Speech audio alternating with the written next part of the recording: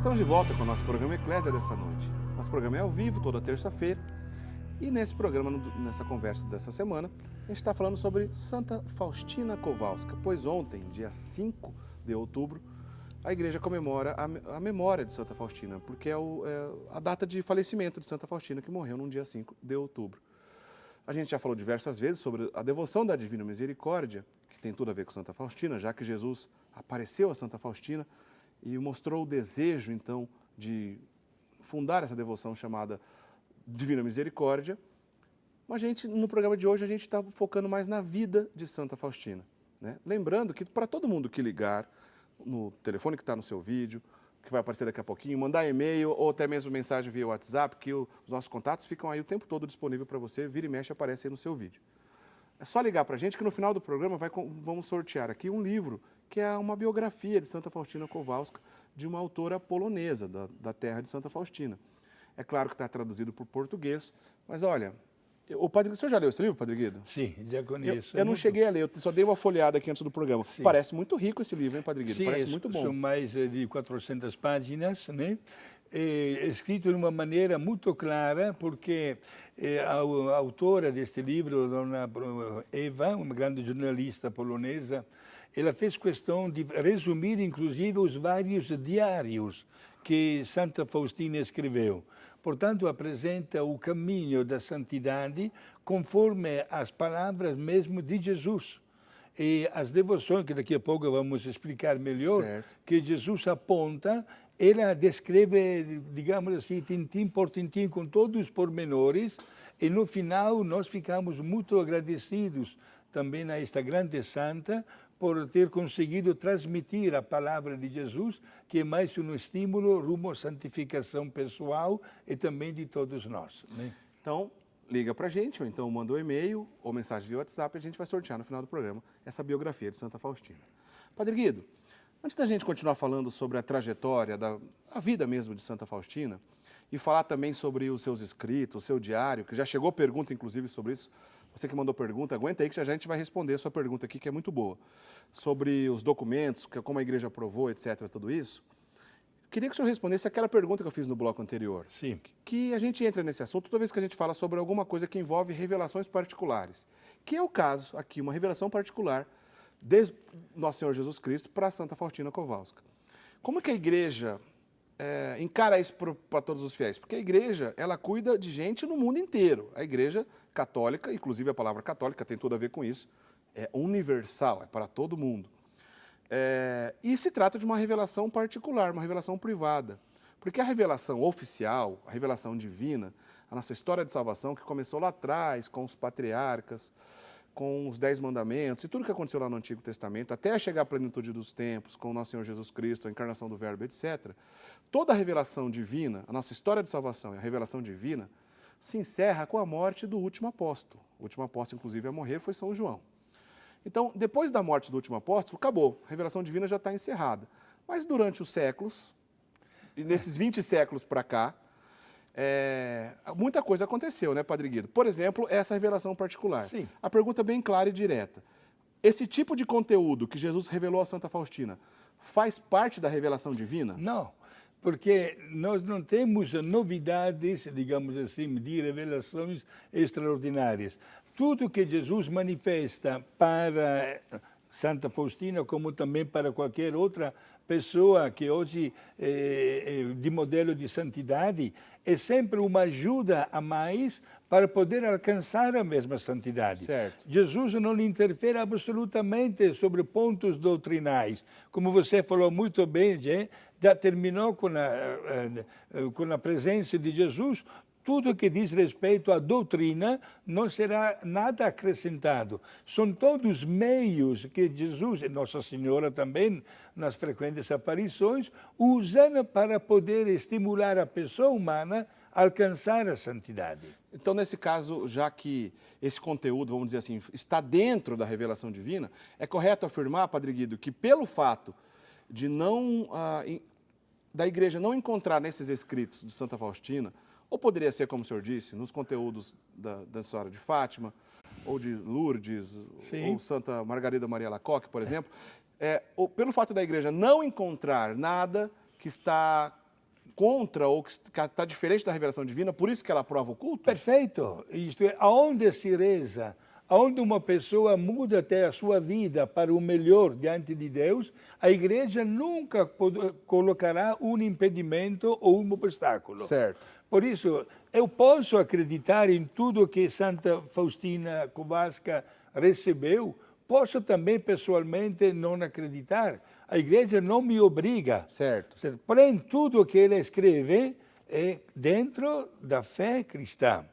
É um caminho que me leva à santidade. Não tem nenhuma heresia, não tem nenhum caminho paralelo, ou pior ainda, nenhuma distorção diante da doutrina revelada por Jesus e manifestada diariamente pelo magistério da igreja. Daqui a pouquinho o senhor conta pra gente, então, como que a igreja chegou a aprovar esse tipo de culto e tudo isso que envolve Santa Faustina. Daqui a pouquinho o senhor conta pra gente que tem umas curiosidades interessantes. Sim. Mas antes disso, vamos continuar aqui. Bom, jovenzinha, desde criança, Helena Kowalska, já recebia, como a gente falou, a presença de Jesus misticamente desde criança. Quando jovem teve a experiência lá do baile, que mudou a vida dela, aí ela decidiu seguir a vocação. Como é que foi esse começo aí, Padre? Exato. Ela, obedecendo a voz que ouviu de Jesus de ir para a capital, Varsóvia, ela pegou o primeiro trem, não se despediu dos familiares e foi até lá.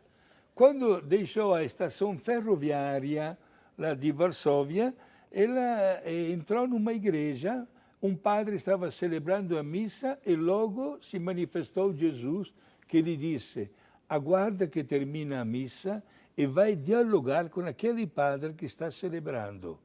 Ele aguardou, quando terminou a missa, foi na sacristia, se apresentou, falou que ela queria seguir estas vozes que estavam dentro da sua vida íntima, e aquele padre orientou esta jovem para procurar uma congregação religiosa, certo. Exatamente a congregação das Irmãs da Divina Misericórdia. Olha lá. Já tinha um sinal aí no ar. Já tinha um sinal, exato.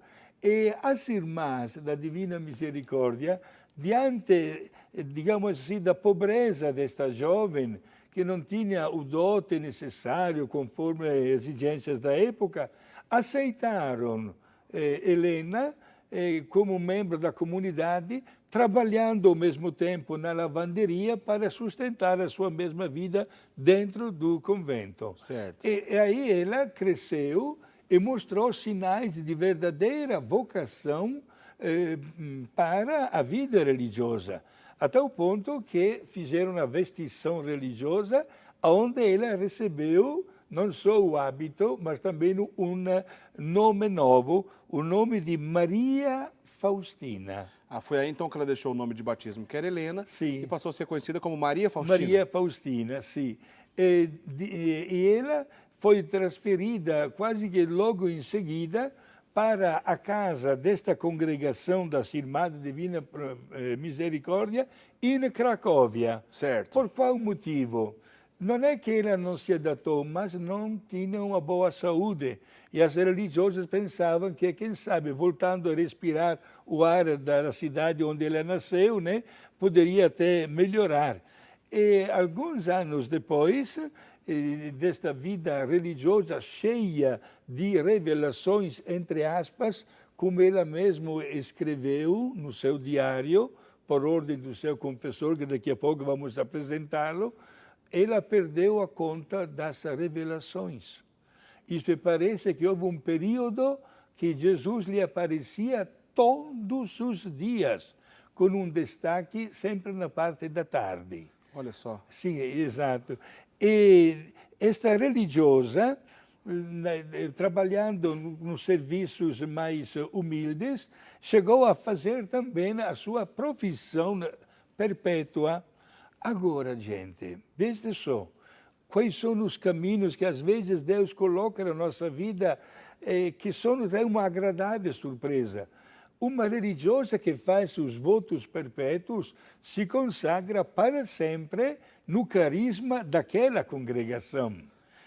Como falei no começo do nosso programa, é o caso da irmã Francisca Beatriz de Maria, que segunda-feira próxima, dia de Nossa Senhora Aparecida, fará a sua profissão solene. Então, só um rápido parênteses aqui, porque explica pra gente rapidinho, porque entre então o costume dessas ordens religiosas femininas, geralmente existe um voto que vai ser renovado, alguns Sim. casos em 5 anos, 5 anos, outros sim. em menos, Sim. mas até o momento que não renova mais o voto e faz um voto para toda a vida? Perfeito. É o caminho normal das congregações religiosas, Certo. masculino e feminino, meu caso. Certo. Ao passo que tem algumas ordens de vida contemplativa, de estrita clausura, etc., onde existe uma primeira profissão e 2 ou 3 anos depois, a profissão chamada solene. Certo.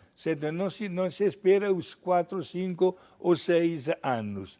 Agora, meus irmãos, esta jovem religiosa, com os votos perpétuos, poderia ser a mulher mais feliz e mais realizada dentro da estrutura daquele carisma do seu convento. Mas não foi assim.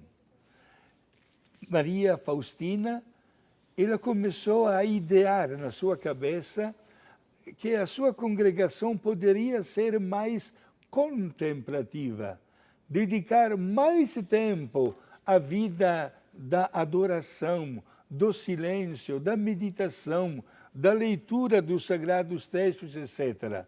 E começou como uma crise, digamos assim, na cabeça dela. Ela pensou que seria melhor deixar aquela congregação, optando para uma congregação de uma vida muito mais reservada. Se preparou com muita oração, né, Eric? E foi bater no quarto da Madre Superiora, naquele convento, naquela congregação, para manifestar o seu parecer, né, que queria mudar para uma ordem religiosa de vida mais contemplativa. Por exemplo, para dar um exemplo, como uma ordem religiosa de vida mais contemplativa, nós temos o Carmelo. O Carmelo. Que vive lá enclausurada. Sim. Quase sempre o trabalho dela está relacionado a orações, adorações perpetuamente e tudo mais. Ela pensou em ir para uma ordem desse tipo. Sim, ou como o mosteiro de Santa Clara, ou como onde eu trabalho também uma vez por mês, o mosteiro de Piratininga, certo, das irmãs franciscanas, concepcionistas franciscanas. São muitos carismas assim na igreja, São muitos, e olha, graças a Deus, estão todos de casa cheia. Que bom, né? Agora, gente, ela não encontrou a Madre Superiora, era já noite.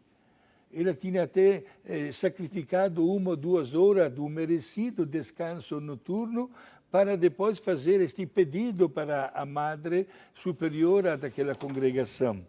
Ela não se encontrou.